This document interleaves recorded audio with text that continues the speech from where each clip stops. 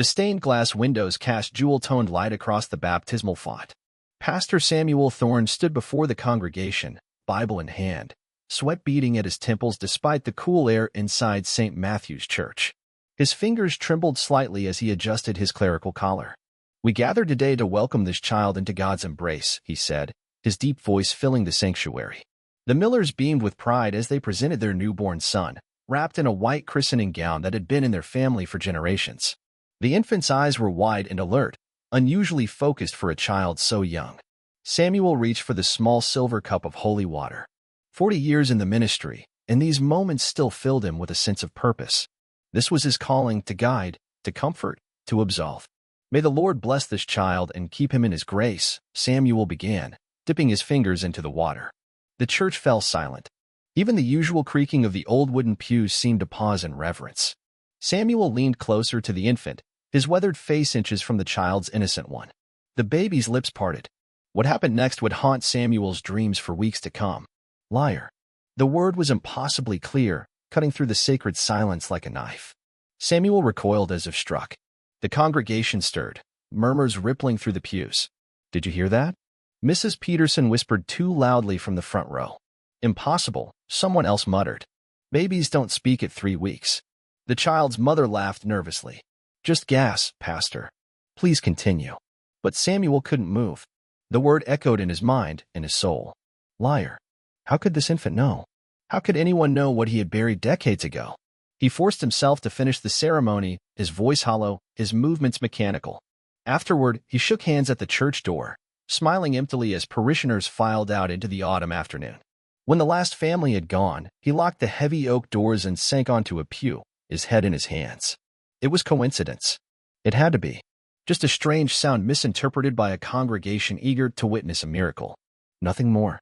Yet as the shadows lengthened across the worn stone floor, Samuel couldn't shake the feeling that his past had finally caught up with him. Willow Creek was the kind of town where everyone knew everyone else's business, or thought they did. Population 3,842 according to the faded sign at the town limits. It hadn't changed much in the 30 years Samuel had served as pastor of St. Matthew's. His cottage sat on church grounds, a small stone building with a garden he tended meticulously. Each morning, he rose before dawn, made his coffee strong and black, and walked the perimeter of the churchyard as the world awakened around him. This morning, 3 days after the baptism, frost crunched beneath his boots.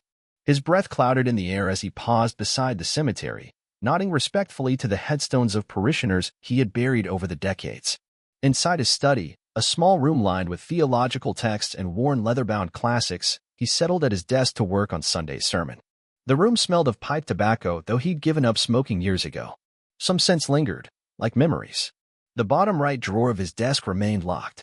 He touched the key he kept on a chain around his neck, then forced his hand away. Not today. Some boxes were better left unopened. Mrs. Winters, the church secretary, knocked at 11 with his mail. "The Ladies' Auxiliary wants to know if you'll judge the pie contest at the Harvest Festival," she said, placing a stack of envelopes on his desk. "Tell them I'd be honored," Samuel replied, not looking up from his notes. When she'd gone, he sorted through the mail bills, church newsletters, a postcard from a seminary classmate now retired in Florida. At the bottom of the pile lay a cream-colored envelope, his name written in unfamiliar handwriting. No return address. He sliced it open with a letter opener shaped like a small sword, a gift from the Sunday school children years ago. Inside was a single sheet of paper, the message brief. "I know what you did. God may forgive, but I never will." Samuel's hands went cold. He crumpled the note, then smoothed it out again, reading the words over and over until they blurred before his eyes. Anonymous threats weren't uncommon for pastors who took controversial stands, but Samuel had always been careful to offend no one, to remain neutral on divisive issues. This felt different, personal. That night, he dreamed of a woman's face, features blurred by time and guilt. He woke gasping, reaching across the empty side of his bed as he had done every morning for 26 years since Margaret died. The following Sunday, Samuel noticed a stranger in the back pew. A woman in her 30s, dark hair pulled back, her face half hidden by large sunglasses despite the overcast day. She didn't sing the hymns or recite the prayers. She simply watched him, unmoving, throughout the service. When the congregation filed out, she remained seated. Samuel greeted the last parishioner, then closed the church doors and walked slowly down the aisle toward her. "Welcome to St. Matthew's," he said, extending his hand. "I'm Pastor Samuel Thorne." She removed her sunglasses. Her eyes were a startling blue, familiar in a way that made his chest tighten. "I know who you are," she said, not taking his hand. "My name is Clara Winters. I believe you knew my mother." Samuel felt the floor tilt beneath him. He steadied himself against a pew. "I've known many people over the years," he said carefully. "Who is your mother?" "Rebecca Winters." She spoke the name like a challenge, watching his face for a reaction. The name hit him like a physical blow. Rebecca. The drawer in his desk. The locked box in his heart. "Rebecca," he repeated, his voice barely audible. "Yes, I knew her. Many years ago." Clara stood, smoothing her skirt.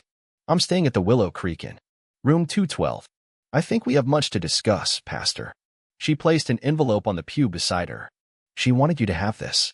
Before she died." Samuel stared at the envelope, afraid to touch it. "Rebecca is dead? Cancer.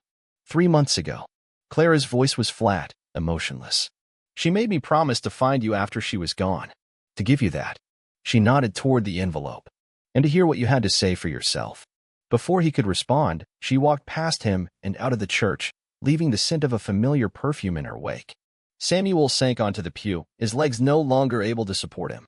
With trembling fingers, he picked up the envelope. Inside was a letter, the paper yellowed with age, the ink faded. He recognized Rebecca's handwriting immediately, the looping curves of her letters, the way she crossed her T's with a flourish. The date at the top was from 34 years ago. "Samuel, by the time you read this, I will be gone. I've asked Clara to deliver it only after my death because I'm a coward. I couldn't bear to see your face when you learned the truth. You have a daughter. Clara is yours. I was already pregnant when you chose your calling over us. I never told you because you made your choice so clear, God over me, over us. I couldn't be the one to stand between you and your faith. I don't expect forgiveness. I don't even know if I want it. But Clara deserves to know her father, even now. She has your eyes, your stubborn chin, your moral certainty, God help her. I've lived with this secret for so long it's become part of me. Now it's yours to carry. Rebecca." Samuel read the letter 3 times, each word burning into his consciousness. A daughter. He had a daughter. The knowledge settled over him like a shroud. He remembered Rebecca as she was then 22, vibrant, her laugh like music. He remembered their plans, their dreams. And he remembered the day he told her he was entering the seminary, that he couldn't marry her, that God had called him to a different path. The lie he had told himself for decades, that he had made the right choice, the noble sacrifice, crumbled to dust. That night, Samuel didn't sleep. He sat in his study, the letter on his desk, a glass of whiskey untouched beside it. At dawn, he walked to the church and knelt before the altar, praying for guidance he wasn't sure he deserved. 3 days passed before Samuel found himself standing outside room 212 at the Willow Creek Inn. He had rehearsed what to say 100 times, but when Clara opened the door, all his carefully prepared words deserted him. "I didn't think you'd come," she said, stepping back to let him in. The room was sparse, a suitcase open on the bed, a laptop on the desk, a half-empty cup of coffee on the nightstand. "I'm sorry," Samuel said, the words inadequate even to his own ears. "I didn't know." Clara gestured for him to sit in the room's single armchair while she perched on the edge of the bed. In the daylight, the resemblance was unmistakable, not just her eyes, but the set of her jaw, the way she held herself with a kind of dignified reserve. "Mom never spoke about you," Clara said. "Not until the end, when the pain medications made her barriers fall away. She kept your picture, though, hidden in her jewelry box." Samuel's throat tightened. "What did she tell you?" "That you were her first love. That you chose God over her. That she never stopped loving you, even when she hated you for leaving." Clara's voice was matter-of-fact, but her hands twisted in her lap. "She married when I was 5. A good man who raised me as his own. He died when I was in college." "And she never told him?" "No. It was her secret. And now it's ours." Clara looked at him directly. "I don't need a father, Pastor Thorne. I had one. A real one who showed up every day. I'm here because she asked me to come. Because she thought you deserved to know." Samuel nodded, unable to speak past the lump in his throat. "I'll be in town for 2 weeks," Clara continued. "I'm a photographer. I'm doing a series on small-town America." She hesitated. Mom thought. She thought we might want to know each other. "Before it's too late." "I'd like that," Samuel said softly. "If you would." Clara didn't smile, but something in her posture relaxed slightly. "There's a family dinner tomorrow night. My mother's cousin lives here, Martha Jenkins. She's invited me. You could come, if you want. Martha Jenkins. Samuel knew her, a widow who sang in the church choir, who brought casseroles when parishioners were ill. He'd had no idea she was Rebecca's cousin. I'd be honored, he said. As he left the inn, Samuel felt as if he were walking in a dream. The town around him, the streets he had walked for 30 years, the people who had trusted him with their spiritual well-being, suddenly seemed like strangers. Or perhaps he was the stranger, a man who had lived half a life, who had buried his true self beneath layers of piety and duty. For the first time in decades, Samuel skipped his evening prayers. Instead, he unlocked the bottom drawer of his desk and removed a small wooden box. Inside was a photograph of Rebecca, her smile radiant, her eyes full of promises he had broken. Beside it lay a small velvet ring box he had never returned to the jeweler. He had told himself it was sacred memory, the shrine to what might have been. Now he saw it for what it was, a monument to his cowardice, his failure to live honestly. The dinner at Martha Jenkins' house was an exercise in surreal politeness. Martha, a plump woman with kind eyes and a perpetual smile, treated Samuel with the deference she always showed her pastor, apparently unaware of his connection to Clara. "So wonderful of you to join us, Pastor," she said, ushering him into a living room crowded with family photos. "Clara mentioned she'd met you at church. Such a small world." Clara caught his eye across the room, a silent agreement passing between them. This was not the time or place for revelations. The evening progressed with the comfortable rhythm of a family gathering. Martha's grown children and their spouses, her grandchildren racing through the house, neighbors dropping by with desserts. It was a world Samuel had observed but never truly been part of. His own family was distant, scattered across states, their relationships formal and infrequent. He watched Clara move through the crowd, laughing with Martha's son, helping in the kitchen, snapping occasional photos with a camera that hung around her neck. She belonged here in a way he never had, despite his decades in Willow Creek. After dinner, Clara found him on the back porch, where he had retreated for a moment of quiet. "You're good at this," she said, leaning against the railing beside him. "The pastoral presence. Everyone respects you." "It's what I've trained for," Samuel replied. "To be what people need." "And what about what you need?" Clara asked, her gaze direct. Samuel looked out at Martha's garden, the flowers silvered by moonlight. "I stopped asking myself that question a long time ago." Clara was silent for a moment. "Mom said you were called to the ministry. That God spoke to you." Samuel closed his eyes briefly. "That's what I told her. What I told myself. But it wasn't true? The calling was real. But it wasn't the reason I left her." Samuel turned to face his daughter, the words still strange in his mind. "I was afraid. Of failing her, of not being the man she thought I was. The ministry was safer. Safer than love?" Clara's voice held no judgment, only curiosity. "Safer than truth," Samuel said quietly. The next morning, Samuel canceled his appointments. He drove to the lake outside town, to a spot where he and Rebecca had once picnicked, where he had almost found the courage to choose differently. The oak tree where they had carved their initials still stood, the marks long grown over, hidden beneath new bark. When he returned to the church, Mrs. Winters informed him that several parishioners had called, concerned about his absence. "I told them you were on a spiritual retreat," she said, eyeing him curiously. "Are you feeling all right, Pastor? You seem different lately." "I'm fine, Mrs. Winters. Just some personal matters to attend to." Over the next week, Samuel found himself drawn into Clara's orbit. They met for coffee at the local diner, walked through the town park, sat in comfortable silence on his porch as evening fell. She showed him her photographs, stark, beautiful images of abandoned buildings, of people caught in unguarded moments, of landscapes that seemed to breathe with life. "You see the world differently," he said, studying a photo of an elderly man feeding pigeons, his face a map of loneliness and contentment. "Mom said the same thing," Clara replied. "She said I had your eyes, but my own vision." Slowly, carefully, they built a fragile bridge across the decades that separated them. Clara told him about her childhood in Cincinnati, about her brief marriage that ended amicably, about her travels across the country capturing images of American life. Samuel shared stories of his ministry, of the people he had counseled, the lives he had touched. But he didn't tell her everything. He couldn't bring himself to speak of the real reason he had fled from Rebecca, from the future they had planned. Some truths remained locked away, even now. The town began to notice. Samuel heard the whispers, saw the curious glances when he and Clara were seen together. A pastor in his 60s suddenly spending time with a younger woman, it was the kind of gossip Willow Creek thrived on. "People are talking," Mrs. Winters told him bluntly one morning. About you and that photographer.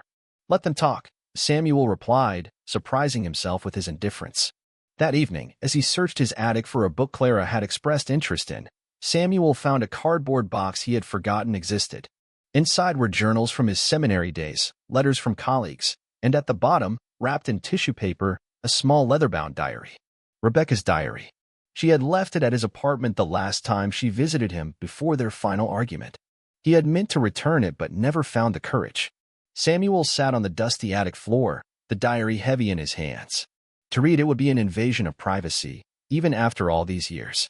But Rebecca was gone, and the truth she had hidden from him for decades demanded its own kind of honesty in return. The diary began shortly after they met and ended abruptly a week before their breakup. The early entries were full of hope, of plans for their future together.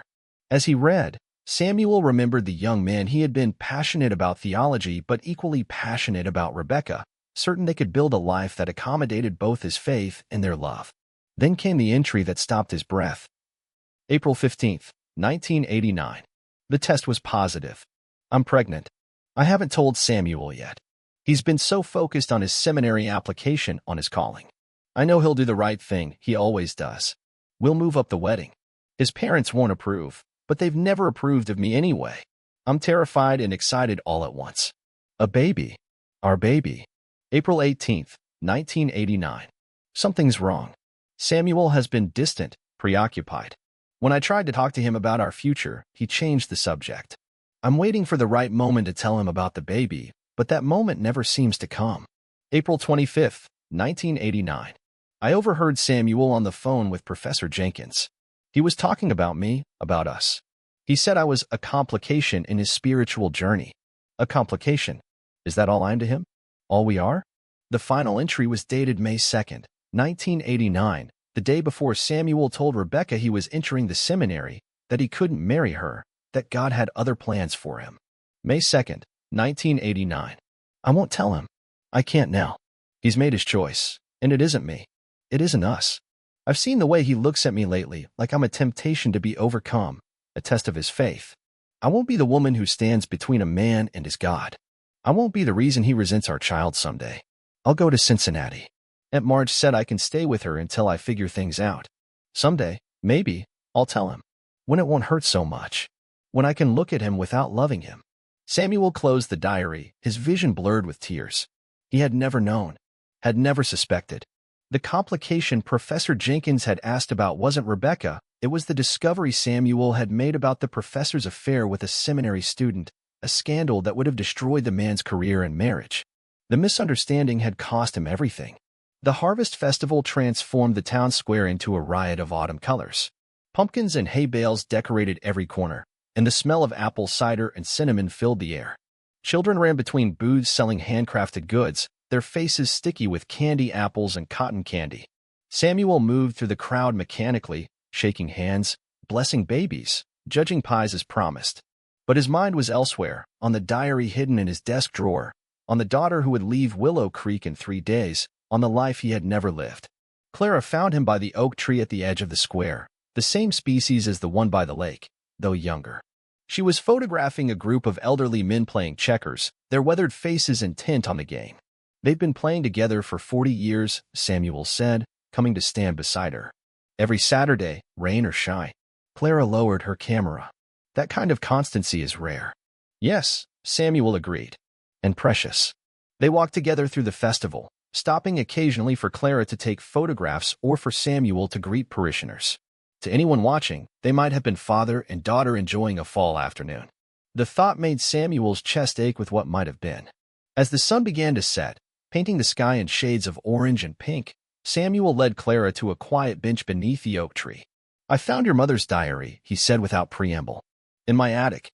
She left it at my apartment before I ended things. Clara stiffened beside him. You read it? Yes. Samuel met her gaze steadily. I know now that she was pregnant when I told her I was entering the seminary. That she chose not to tell me. She thought you'd made your choice, Clara said, her voice carefully neutral. She didn't want to be an obligation. It was all a misunderstanding, Samuel said, the words bitter on his tongue. I never chose God over her. I chose fear. I heard her on the phone, talking about complications, about choices. I thought she was having doubts about us. And then Professor Jenkins asked me about a complication in my life, and I thought he meant Rebecca. But he was talking about something else entirely, a secret I discovered about him. Clara was silent for a long moment. So you left her because you thought she was leaving you? I left because I was a coward, Samuel said simply. Because I was afraid of failing her, of not being enough. The seminary was an escape. I told myself it was a calling, but it was just easier than facing the truth. And what is the truth, Pastor Thorne? Clara's voice was barely audible above the festival sounds. Samuel looked out at the town he had served for 30 years, at the people who knew only the version of himself he had allowed them to see. The truth is that I've lived a half-life, he said. That I've hidden behind my collar, my sermons, my carefully constructed persona of the wise, compassionate pastor. That I've never had the courage to be fully human, fully present in my own life. He turned to face her. The truth is that leaving your mother was the greatest mistake of my life, and I've spent 3 decades trying to atone for it by being what everyone else needed me to be. Clara's eyes, so like his own, searched his face. And who do you need to be? I don't know anymore, Samuel admitted. But I'd like to find out. If it's not too late. The church was empty, the last parishioner gone, the candles extinguished. Samuel stood at the altar, his clerical collar loosened, his Bible closed on the pulpit. Tomorrow, Clara would leave Willow Creek, returning to her life of travel and photography, of capturing moments that told stories deeper than words could express. They had said their goodbyes at the inn, awkward and emotional.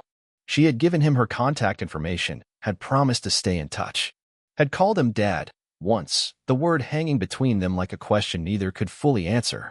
Samuel knelt on the hard stone floor, not in prayer but in acknowledgement of all he had lost, all he had gained in these strange, transformative weeks. The truth had not set him free, not entirely. But it had cracked open the door to a different kind of life, one lived in honesty rather than fear. He thought of the infant at the baptism, of the word that had seemed to come from the child's lips. Liar. Had it been his guilty conscience speaking? A random sound misinterpreted? Or something more, a divine nudge toward the reckoning he had avoided for so long? In the morning, he would begin the process of telling the truth to his congregation, to the church elders, to himself. Not all of it, perhaps. Some stories belonged only to those who had lived them, but enough to step out from behind the mask he had worn for decades. From his pocket, Samuel took a small piece of paper, a photograph Clara had given him. In it, he stood beside the oak tree, his face turned toward the camera, caught in a moment of unguarded emotion. Behind him, the tree stretched toward the sky, its branches reaching outward like possibilities. On the back, Clara had written a single line, "It's never too late to become what you might have been." Samuel placed the photograph beneath a loose floorboard near the altar, a secret offering to the God who had watched him stumble through his imperfect life. Then he rose, his knees protesting the hard floor, and walked down the aisle toward the door. Outside, the night was clear, stars scattered across the sky like promises. Samuel looked up at them, feeling small and significant all at once. In 3 days, he would stand in this pulpit again, would look out at the faces that had trusted him with their spiritual well-being for 30 years. He would tell them a story about a man who had lived in fear, who had mistaken cowardice for calling, who had found grace not in perfection but in the messy, complicated truth of being human. He would tell them about redemption, about second chances, about the daughter who had brought him face to face with his darkest sin and offered him the possibility of forgiveness. And perhaps, in the telling, he would finally become the man he might have been all along.